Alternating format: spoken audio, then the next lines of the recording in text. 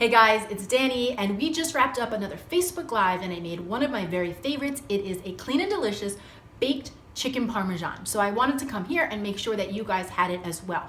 Now we are making an effort to edit out a lot of the comments and the side conversation that comes on those Facebook Lives, so they are more enjoyable for you guys to watch here on YouTube as well. But I really wanted to make sure that you guys got this recipe and you didn't miss it because it is a keeper. Enjoy. Hello my friends, it's Danny, coming at you live from the Clean and Delicious kitchen, and today I am sharing one of my personal favorite meals. This is a meal that was in the go-to rotation when I was growing up, chicken parmesan. And since it is one of my favorites, I really wanted to clean it up a bit.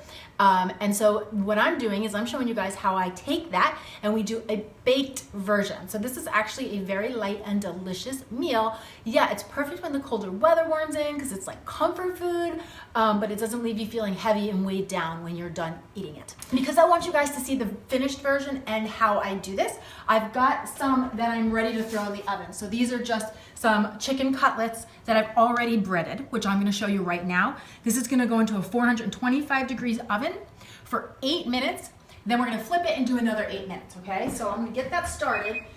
Okay, so when you're doing the chicken parmesan, what you want to look for are thin chicken cutlets. And as soon as I take them out of the package, I don't know if you can see this, what I do is I get a plastic cutting board. Whenever you're working with meat or poultry, you want to work on plastic. You don't want to work with your wood board. And I lay it down.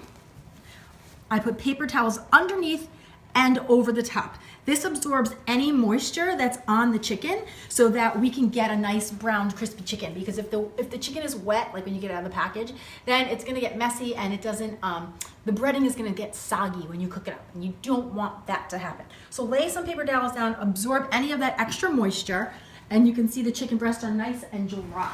Then we have Italian breadcrumbs.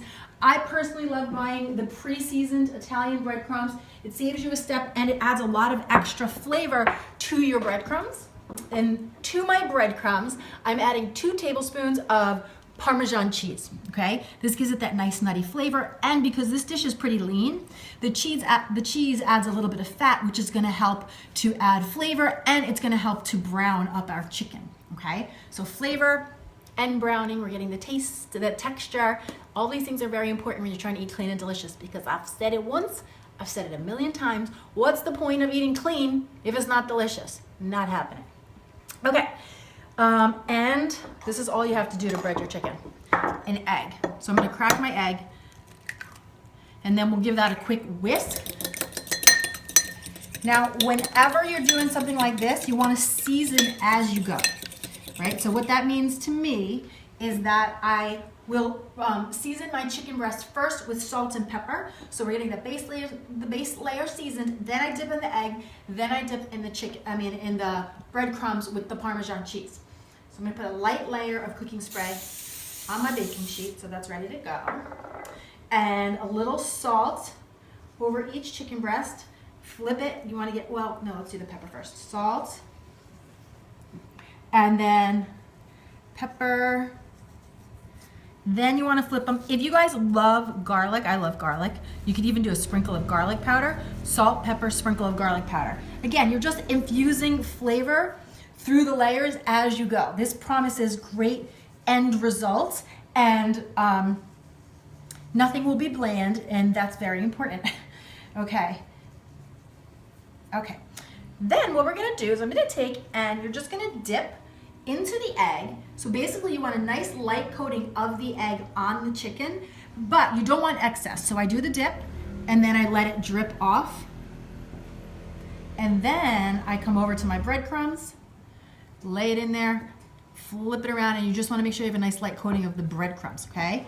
So I'm gonna continue to do this with my chicken. Now what I bought here too that I didn't mention, but it's good to know, is you want to work with a thin cut cutlet, right? So basically what a chicken cutlet is when you buy a chicken breast, it's pretty big, it's pretty thick. The cutlets are when they're thin sliced. So it's those breasts cut in half.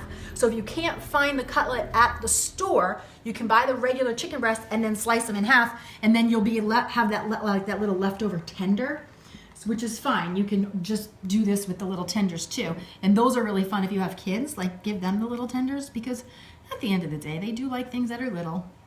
We like things that are like ourselves, which is why I like things that are really awesome. So when you are doing these chicken, one thing I do want you guys to keep in mind is you don't want to overcrowd your pan. So once you've got them seasoned with salt and pepper, if you really like garlic, you do a little garlic powder too, dip it into your egg mixture and then into some Italian seasoned breadcrumbs. You can also sub egg white for the egg, guys. It would work just the same, but you use so little, it really doesn't matter either way. But if you really wanted to keep it light, or if you're really trying to cut your fat out of your diet, which I don't know why you'd want to do that, but if you're trying to keep it really super light, you can do that. Okay, so do not overcrowd your pan. We've got 4 cutlets on the pan. I'm gonna rinse my hands, give them a good wash, and I'll show you what's happening in the oven. Because this is really light. We're taking a dish that's really normally very heavy, and this ends up being a very light dish. Okay. So we put these in the beginning. I'm gonna flip these over. We didn't get our browning yet, but don't worry, it's coming. So you flip them over. You can see they're a little brown on the bottom too. That's because I sprayed the pan. A good little trick, guys, if you want to get a little extra browning on your chicken like this, is to take your cooking spray and spray it right over the top. Just like a really light layer, because that little bit of fat helps to brown the chicken. So this is going back in my oven for 8 minutes. I wanted to show you guys the pre-cooked part. Now I pre-did those because I want you guys to be able to see this whole process. But once you're done with the egg and the breadcrumb and you've breaded everything, the other things that you need to prepare are you need to get some type of sauce ready. So in my pot here, I just have a simple tomato marinara sauce, and I have that going over a very low heat. You could use it cold, but I don't love putting the cold on the warm chicken because then again, it kind of encourages sogginess, and I like it to stay nice and crisp and fresh. And cheese. So I have 2 cheese options. I wanted to show you guys both of them. Now, traditionally a chicken parm will have a shredded mozzarella, just like this one.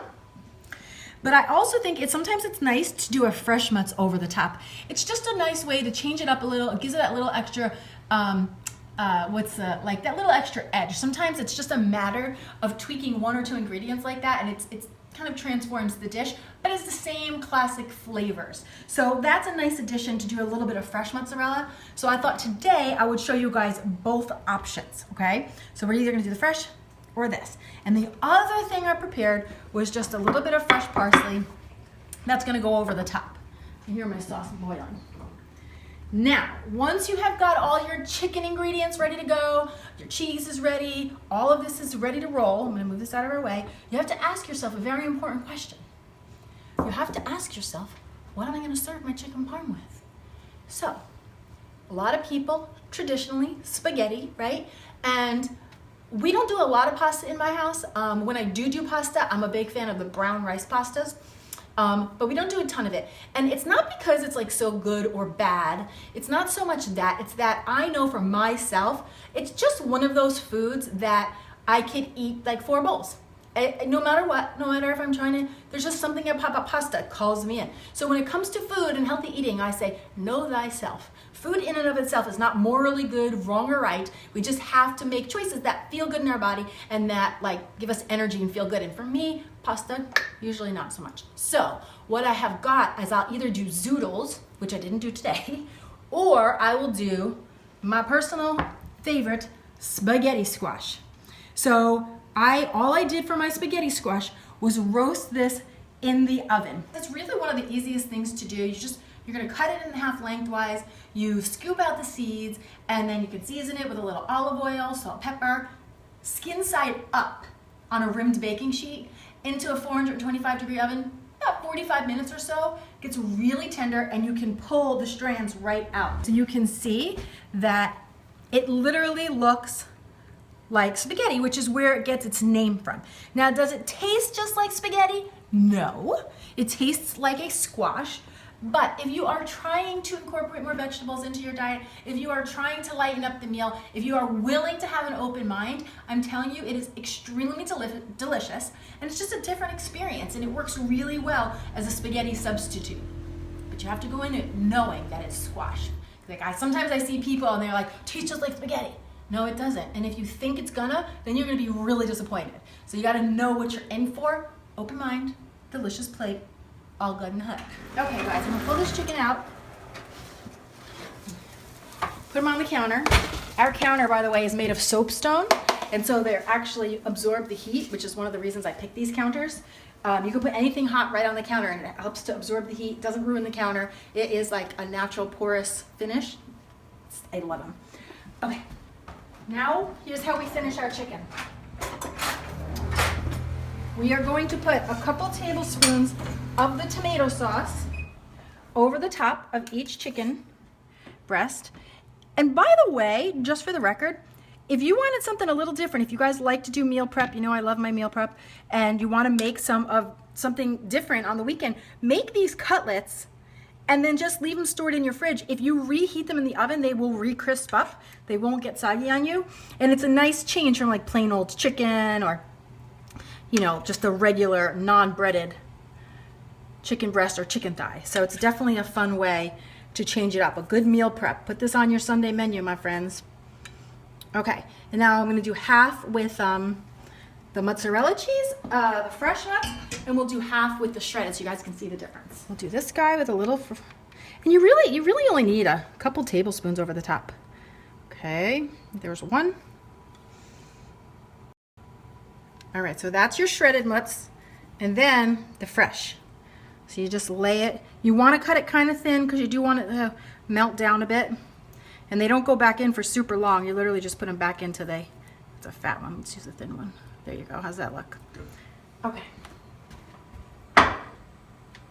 Okay, I'm going to pop this back into my oven for 2 minutes or so until everything melts down. If you wanted to, you could put them up under the broiler, pop the broiler on, and boom, it'll be done in 2 seconds. But I'm not going to do that because I don't feel like taking out the rack in my oven. So we'll just leave that, let it crank up. While that's happening, what I'm going to do is plate up some of our spaghetti squash so we can make a plate, like a finished plate, because come on. I'm curious, do any of you guys do the plate trick? I learned this years ago. It was like a weight loss trick where instead of eating off of big plates, you eat off smaller plates because you feel like you have more food. It's funny how that mind-body connection really comes in on stuff like this, and I find it to be very effective. So we almost always eat our dinner on the salad plates. We very rarely use the big plate, right, B? No, very rarely, yeah. Okay, so you get your spaghetti squash underneath. This is like your spaghetti.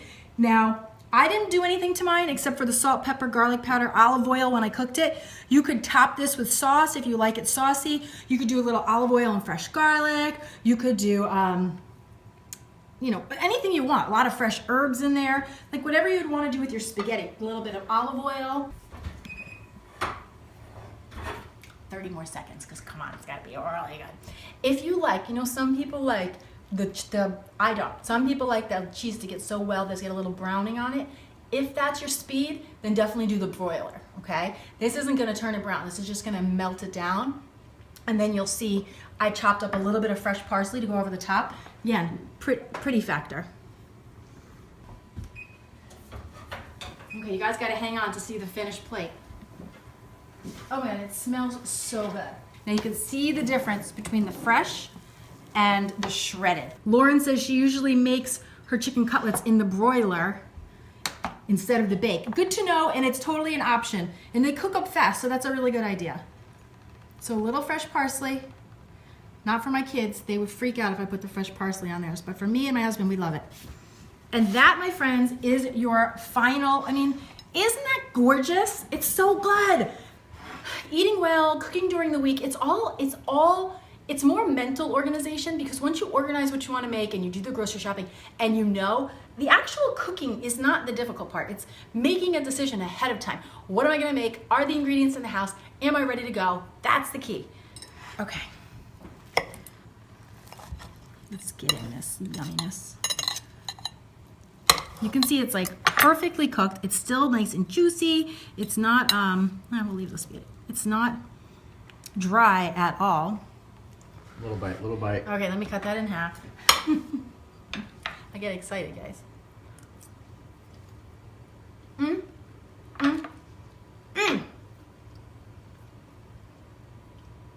You guys have got to make this recipe, and then you have to come back and tell me what you think, because for me, It's a love affair. Thank you guys so much for joining me. I hope you all get to try this recipe. I will see you guys back here next week with some more clean and deliciousness. Cheers. Hey guys. Oh, come on, my lap. Can you see it? No, it sounds like you still have food in your mouth here. How was it? Good. 1, 2.